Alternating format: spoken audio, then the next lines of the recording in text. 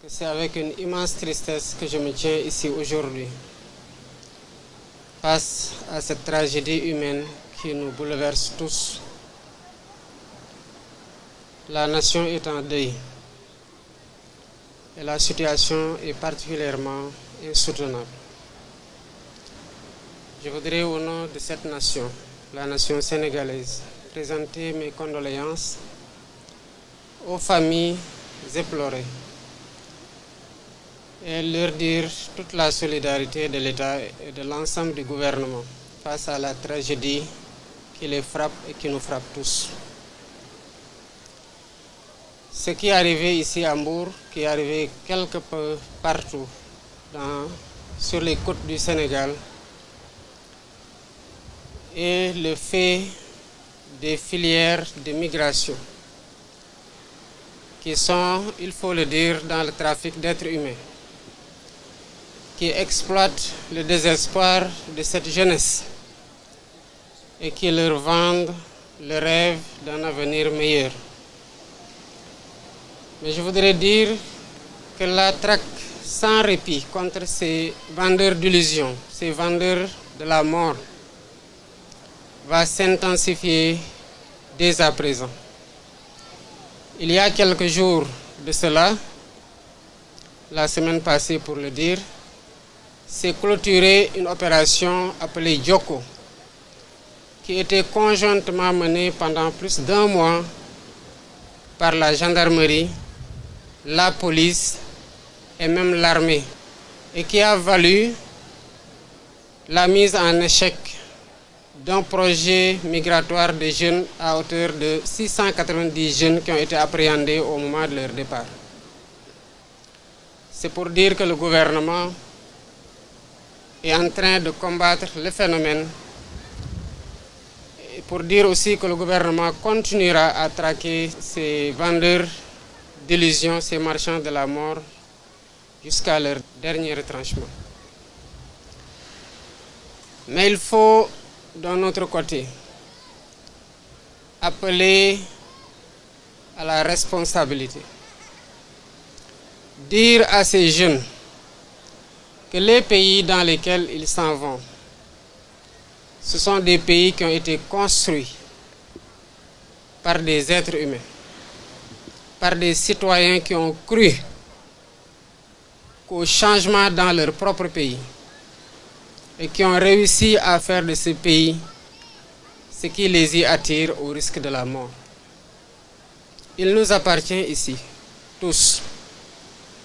hommes et femmes, jeunes et adultes,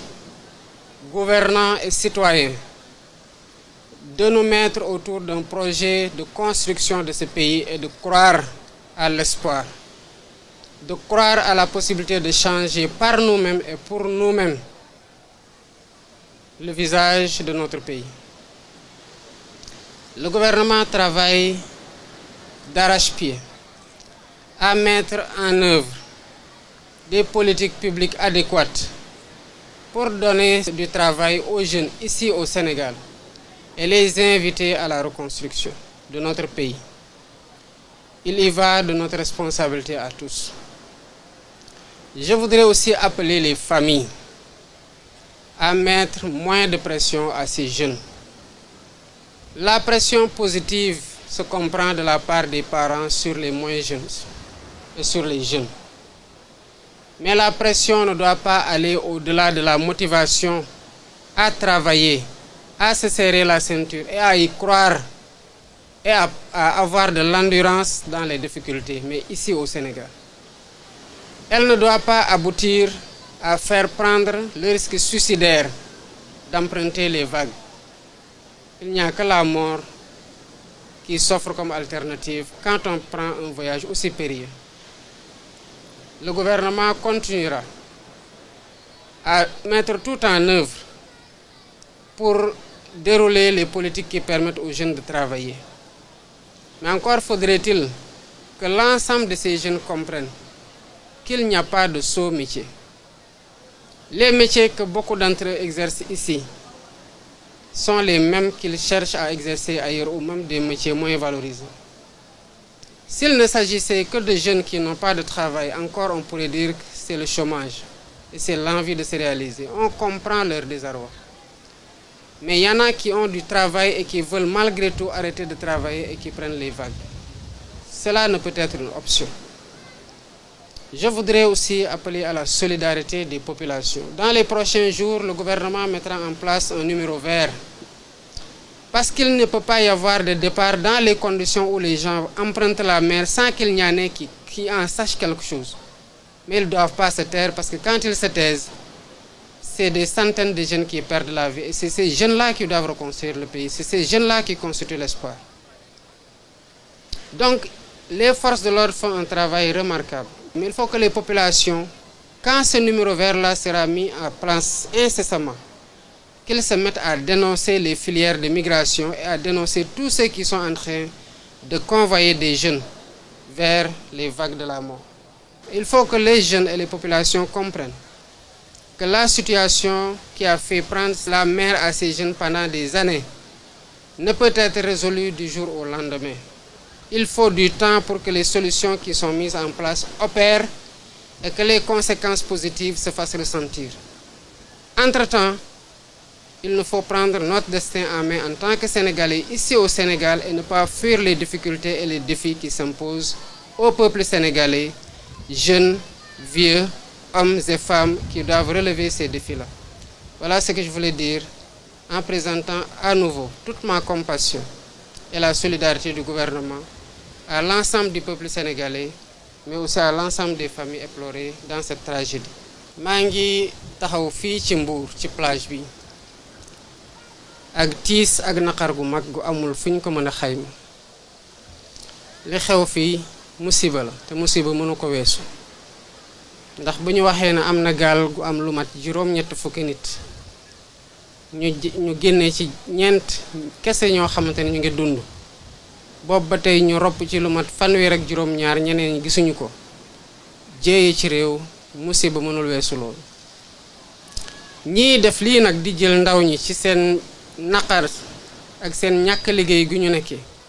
ñenn ñi sax am fi liggéey waaye ñu di leen gëmloo ne feneen moo gën ba tax ñuy jël alal guñ ciy dàq rek tax ñu jël ndaw ñooñu di leen yóbbu ci géej gi pour yóbbu leen Espagne wala feneen ñooñu gouvernement bi dina ko jëflante ak ñoom ba mu mat sëkk te dinañ taral daan yi te dinañ leen rëbb ba fépp fu ñu mënte nag ñu fekk leen fa ndax lii mënta wéy kon li xew metti na ci njaboot gi ñàkk seeni doom waaye metti na tamit ci askanu Sénégal yépp ndax lii di xew ndaw ñi di mbabb ñoom ñëpp di dem bitim réew yooyu ñu dem il faut que ñu xam ne que ay malaaka tabaxuñ ko ay jinne tabaxuñ ko ay doomu aadama yi nekkoon ci jafe-jafe gëm na seen réew dafa waroon soppeeku ñu toog di ko liggéey rek ko liggéey ba mu mel noonu ba ñoom ñu bëgg faa dem ci condition yi ñu fa bëgg a demee gouvernement bi yàggul dara boole na gendarmerie ak police armée sax boole nañ ko ci lu ëpp weer ñu ngi doon dàqante di patrouiller ci plage ba tere nañu lu mat juróom benn téeméer ak juróom-ñeent fukk ñoo xamante ne dañu doon waaj a dem ñu téye leen kon gannaaw solution yooyu ngi ñuy ut pour tere nit ñu dem ñu ngi tamit uti pexe pour jox ndaw ñi liggéey waaye dëgg gi tamit mooy du ñuy dem ñëpp amul liggéey am na ñoo xamante ne am na ci luñ jàpp waaye xëy na dañoo bëgg lu gën a bari ba tax ñuy jël risque yi ñu bëggoon leen wax ne àdduna dara xëyul sotti te njaboot yi nga xamante ne ñooy teg pression seeni doom nañu xam ne que pression sa njaboot lu baax la ci waajur bu koy teg ci njabootam waaye na doon pression positive maanaam di ko ñaax mu gën a góorgóorlu mu gën a am jom waaye jom ji ko toogloo fii muy liggéey li ko yàlla wërsëgale mu téye ci loolu pas teg ko pression ba moom dootul xejjati Sénégal ba dem wala dee wala des fii gën a nekk ñaari alternative yi mu am loolu mënta doon pexe kon na Sénégalais yépp xam ne lii xew fii solution yu gouvernement bi ñëw doore egsi di mettre en place mënul xëy rek ñëpp amandoo liggéey ci ndànk-ndànk la ñuy saafara problème yi ñu fi fekk ba ku ne xam ne Sénégal ñu ngi koy liggéey te ku ne jàpp xam war a jàpp na tamit sa loxo dañ ko ci war a dugal kon dina am idiir ndax lépp xëyul sotti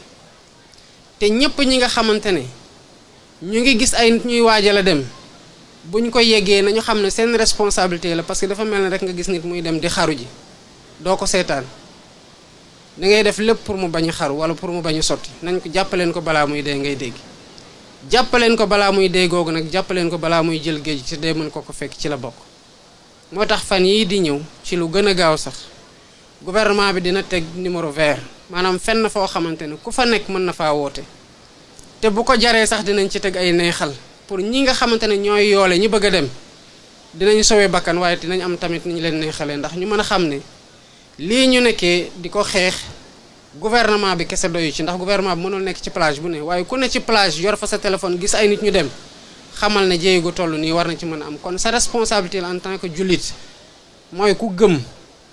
nga war a mën a tere nit ñi jël risque bu toll nii. lu xew nii ñu ne 80 personnes ñoo ci nekkoon te 4 rek ñoo ci rescapé, kon daanaka lu mat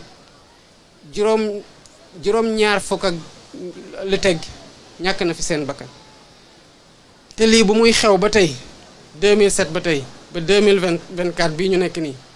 léegi mu ëpp ñaar fukki at ñi ci ñàkk seen bakkan bari na lool te ay ndaw la ñu ñoom ñoo war a tabax réew mi. kon responsabilité collective bi ak solidarité bi entre ci biir sénégalais yi na ko ñëpp na ku ne jàpp na responsabilité boobu nu mu gàlloo ci loosu gouvernement bi noonu la gàlloo ci sa loos te nga jouer sa partition. loolu mooy tax en attendant que solution yi ñuy mettre en œuvre maanaam pexe yi ñuy nas wane résultat yi ñuy xaar ku ci ne nekk un sentinelle par rapport ak migration yi di xew. kon lii moo nekkoon li nga xamante ne bëgg naa ko fi jukki ci ay kaddu te delluwaat masawu njaboot gi yëpp ñu ñàkk seen doom, masawu askanu Sénégal, waaye di wax ndaw ñi nañu gën a takk seen ndigg boole koog muñ te ñu booloo liggéey réew mi. balaa muy yàgg incha allah dañu commencé gis résultat yi nga xamante ne ñoom lañ diglanteeg ñoom, waaye réew mi kenn du jóge bitim réew di ñu ko tabaxal. ni waa bitim réew toogee ba tabax seen réew ba mu mel ni tax suñu doom yi di jël risque dee pour dem fa,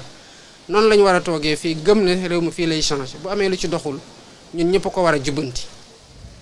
ndax ku ne am nga fi responsabilité te fii lañu yàlla tanal. salaamaaleykum wa rahmatulah.